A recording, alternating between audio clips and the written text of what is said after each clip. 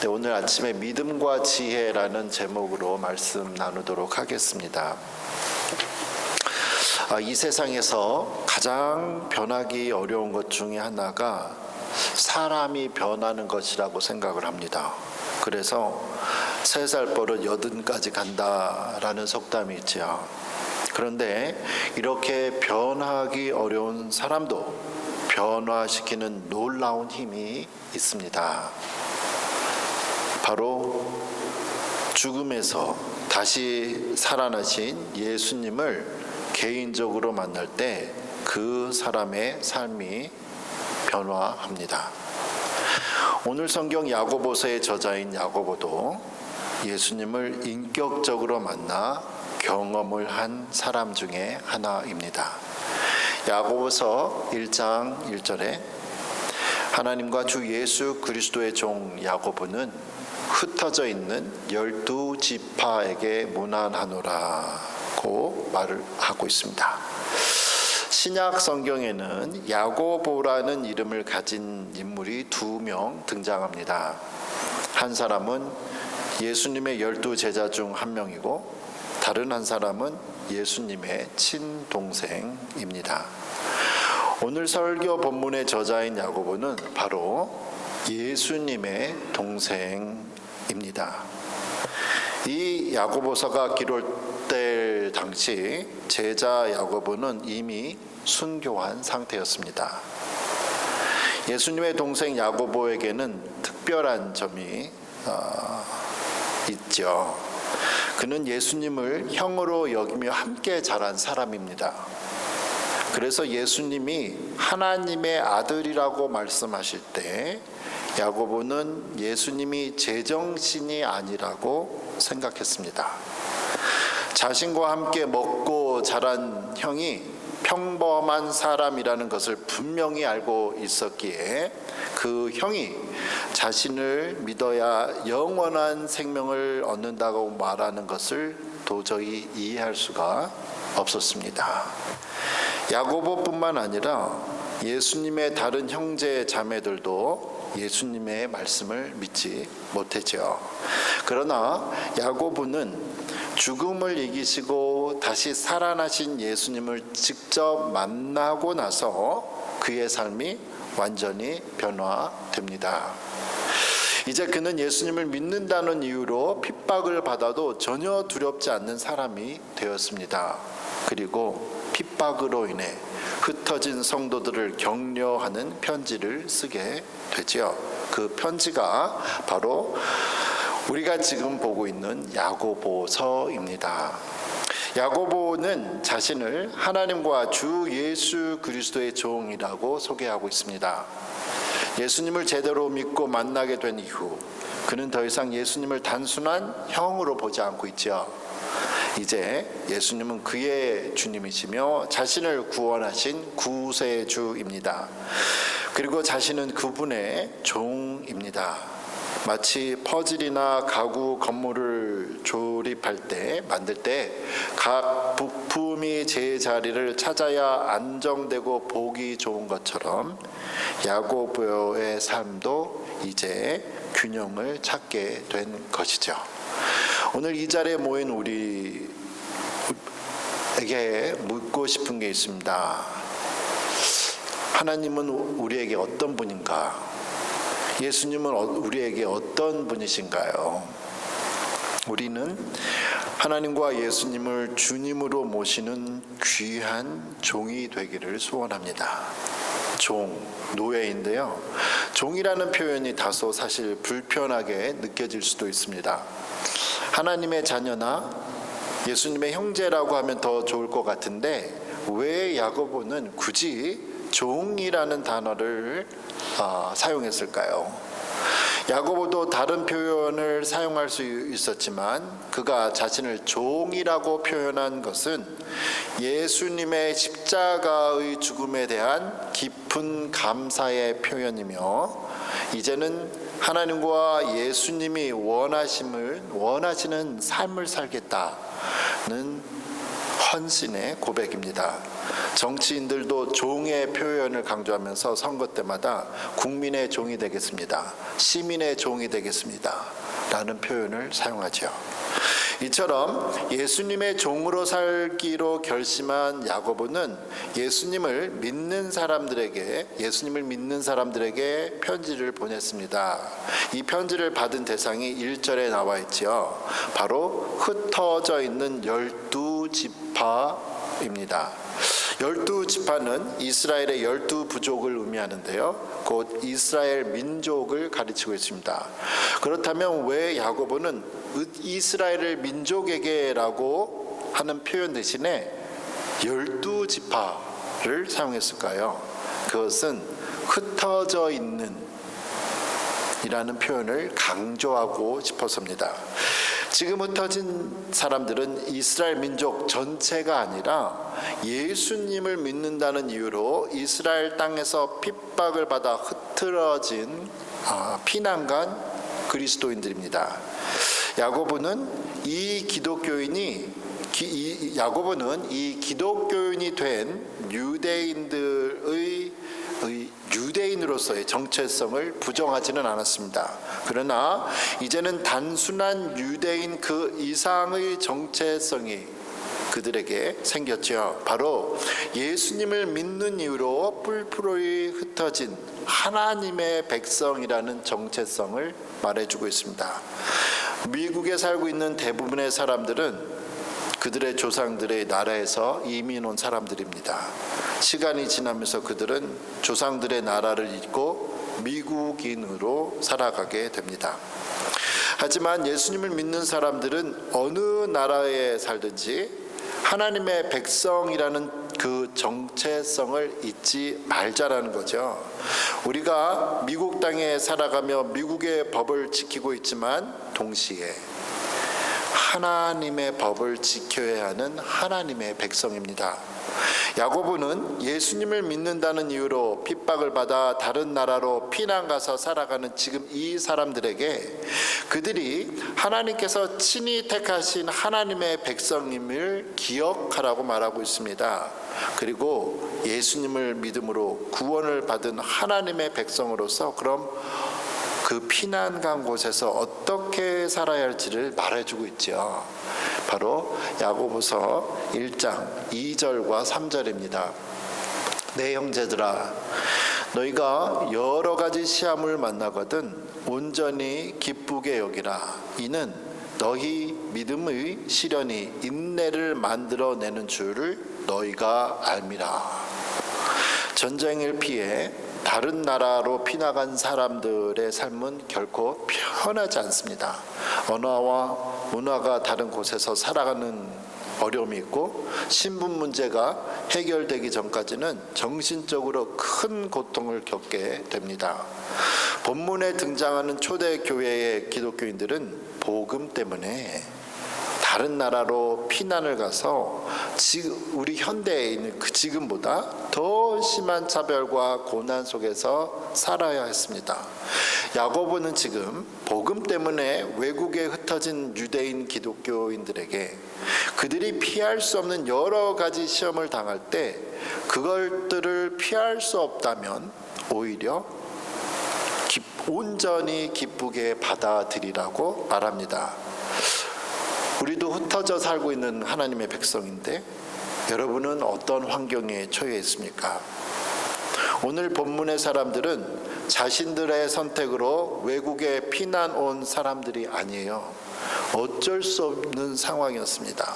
우리도 어쩔 수 없이 지금의 환경에 처해 있지는 않나요? 아니면 우리가 선택해서 지금의 상황 속에 있습니까?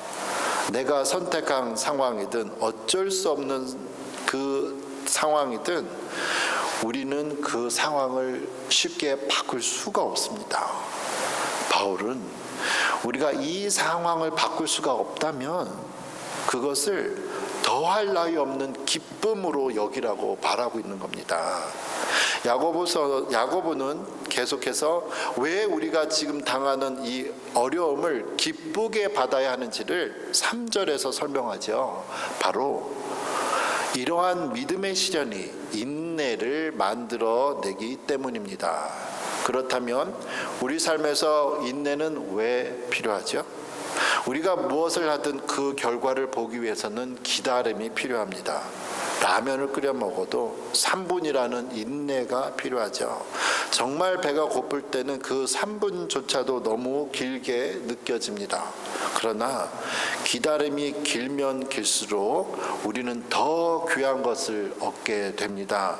야고보서 1장 4절에 말씀하시죠. 인내를 온전히 이루라. 이는 너희로 온전하고 구비하여 조금도 부족함이 없게 하려 함이라. 제가 아주 오래전에 읽어서 정확히는 기억이 나지 않는 소설 내용이 있습니다. 한 사람이 죽어서 하늘에 갔는데 그곳에 어떤 방을 보게 됩니다. 그 방에는 짓다가 중단된 건물들이 많이 있었습니다. 그 방은 이 땅에서 사람들이 열심히 해보겠다고 좋은 마음으로 시작했지만 여러 이유로 중단된 모든 일들을 상징하는 방이었습니다. 그렇게 중단된 생각들과 계획들이 마무리되지 못하고 보기 흉한 모습으로 남아 있었습니다. 우리도 좋은 생각으로 한 해를 시작하며 어떤 일을 하겠다고 결심합니다. 하지만 모든 사람이 그 일의 결과를 보지는 못하죠. 일이 너무 어렵거나 사람들에게 인정받지 못하면 중간에 멈추는 경우가 많습니다. 오늘 성경 본문은 우리가 절대 포기하지 말아야 할 한 가지를 말하죠. 바로 우리의 믿음의 경주입니다. 믿음은 하나님의 말씀에 대한 확신입니다. 예수님께서 우리에게 약속하신 것을 반드시 이루실 것이라는 믿음이 우리에게 필요하죠. 하나님께서 이 자리에 있는 우리 각자에게 하신 약속을 이루실 것을 믿고 흔들리지 않는 그 믿음이 필요합니다. 하나님께서 우리 한미아 언약장로교회를 향하신 뜻을 믿으며 하루하루를 견디며 나아가는 것이 중요합니다. 우리는 이 믿음의 시련을 통해 나에게 무엇이 부족한지를 알게 됩니다. 마치 몸이 아파서 검사를 받으면 우리는 우리 몸에 어떤 것이 부족한지를 알게 되죠. 그러면 의사 선생님은 부족한 부분을 회복할 수 있는 약이나 운동을 권합니다. 이렇게 아픈 부분을 발견하고 처방을 받아야 건강을 회복하게 되고요. 이제 가을이 깊어가고 오늘 겨울인데요. 겨울 동안 강한 바람이 불면 썩은 나뭇가지가 떨어집니다. 연약한 나뭇가지가 떨어져요. 그 강한 바람을 견디지 못하고 떨어진 나뭇가지는 그 뒤에 새로운 싹이 또 돋아나고 그 나무는 튼튼해집니다. 아무 일도 일어나지 않는 것처럼 보이는 겨울의 바람은 봄이 되면 우리에게 새로운 생명을 보여주기 위한 준비의 시간, 시련의 바람은 생명입니다. 우리가 지금 겪고 있는 어려움이나 시험을 기쁘게 감당하여 결국 그 열매를 맺는 우리가 되면 좋겠습니다. 물론 우리는 때때로 견디기 힘든 상황을 맞이해요. 정말 내가 지나고 있는 이 상황을 포기하고 싶고 어떻게 해야 할지를 모를 때가 누구나 있습니다. 그럴 때 어떡하지요? 야고보는 하나님께 도움을 구하라고 말하고 있습니다. 야고보서 1장 5절에 너희 중에 누구든지 지혜가 부족하거든 모든 사람에게 후히 주시고 꾸짖지 아니하시는 하나님께 구하라. 그리하면 주시리라. 우리가 공부를 하거나 일을 할 때 모르는 것이 당연히 있죠. 그럴 때 우리는 나보다 많이 아는 사람에게 도움을 청합니다. 대부분의 경우 우리가 도움을 청하면 사람들은 기꺼이 도와줘요. 하지만 우리가 모르는 것이 너무 많아서 자꾸 물어보면 사람들은 점점 우리를 피해요. 왜냐하면 그들도 할 게 많은데 우리를 도우니라고 자신의 일을 하지 못하기 때문이죠. 하지만 하나님은 달라요. 우리가 하나님께 도와달라고 간구하면 하나님은 언제나 도와주십니다. 마치 우리가 아파서 죽을 것 같을 때 구급차를 부르면 즉시 도움의 손길이 오는 것처럼 말이죠. 믿음이 있는 사람, 지혜로운 사람은 자신의 부족함을 알고 하나님께 도움을 구하는 사람입니다. 왜냐하면 우리 하나님께는 못하실 일이 전혀 없으신 분이기 때문이죠. 야고보는 이어서 기도하는 사람의, 그럼 하나님께 기도할 때 그 마음 자세 더 깊게 말하고 있습니다. 야고보서 1장 6, 7, 8절에 오직 믿음으로 구하고 조금도 의심하지 말라. 의심하는 자는 마치 바람에 밀려 요동하는 바닷물결 같으니 이런 사람은 무엇이든지 주께 얻기를 생각하지 말라. 두 마음을 품어 모든 일에 정함이 없는 자로다. 모든 일을 할 때는 정확한 목표가 있어야죠. 양궁 선수들을 보면 숨을 고르며 관역에 화살을 집중합니다. 몸에 흔들림이 없을 때 바람의 방향까지 계산한 후 활시위를 당겨서 화살을 날리죠. 우리가 하나님께 기도할 때 마찬가지로 하나님께서 나의 기도를 응답하실 것이라는 확신 필요합니다. 하지만 하나님께서 약속하신 일들이 너무 오래 걸리거나 하나님께서 아무런 일을 하지 않으시는 것처럼 느껴질 때 우리는 마음이 흔들리게 됩니다. 하나님에 대한 우리의 믿음도 흔들리고요. 이렇게 흔들리는 믿음으로는 마치 양궁 선수가 화살의 관역에 못하는 것처럼 하나님께 기도의 응답을 받을 수가 없습니다. 로마서 4장 18절 12절에 아브라함에 대한 이야기가 있습니다. 아브라함이 바랄 수 없는 중에 바라고 믿었으니, 이 표현을 보니까 against all hope Abraham in hope believed 그랬어요. 이는 내 후손이 이같으리라 하신 말씀대로 많은 민족의 조상이 되게 하려 하심이라. 그가 100세나 되어 자기 몸이 죽은 것 같고 사라의 태가 죽은 것 같음을 알고도 믿음이 약하여지지 아니하고 믿음이 없어 하나님의 약속을 의심하지 않고 믿음으로 견고하여져서 하나님께 영광을 돌리며 약속하신 그것을 또한 능히 이루실 줄을 확신하였으니 그러므로 그것이 그에게 의로 여겨졌다. 하나님께서는 자녀가 없던 75세의 아브라함에게 그를 통해 약속의 자녀를 주셨다고 말씀하셨습니다. 아브라함이 10년을 기다렸는데 85세가 돼도 자녀가 없었어요. 그의 아내 사레가 하나님의 약속을 끝까지 기다리지 못하고 아브라함에게 자신의 젊은 하녀 하갈과 동침하게 해서 아이를 낳게 합니다. 아브라함은 아내의 말에 따라 하녀를 통해 자녀를 낳았는데 하지만 아브라함은요, 그렇게 태어난 아들이 하나님의 약속의 자녀가 아니라는 것을 알고 있었습니다. 그는 계속 기다렸습니다. 그리고 아무런 소망이 없는 상황 속에서 100세가 되었을 때 믿음의 아들 이삭을 얻게 됩니다. 성경은 이렇게 소망을 가질 수 없는 상황 속에서도 소망을 잃지 않고 믿음을 지킨 아브라함을 의로운 사람이라고 말을 하고 있습니다. 하나님은 우리가 믿음이 연약하여 마음이 흔들리는 거 다 알고 계세요. 우리는 그런 흔들리는 믿음을 가지고 그래도 하나님께 나아가면 됩니다. 우리가 이해할 수 없고 믿기 어려운 상황에 대해서도 하나님께 솔직하게 말씀드리면 됩니다. 야고보서 1장 5절 아까 읽었는데 다시 보죠. 너희 중에 누구든지 지혜가 부족하거든 모든 사람에게 후히 주시고 꾸짖지 아니하시는 하나님께 구하라. 구하면 주시리라. 학생이 모르는 것은 당연한 일이에요. 학생이 모르는 것을 질문하는 것도 당연한 일입니다. 오히려 모르는 것을 물어보는 학생이 좋은 학생이며 발전할 수 있는 사람입니다. 우리도 하나님에 대해, 하나님의 약속의 말씀에 대해 믿음이 부족하고 자주 흔들리기 쉬운 사람들입니다.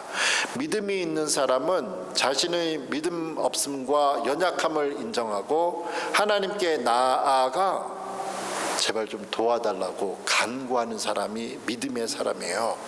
그래서 하나님께서 우리에게 더 풍성히 주십니다.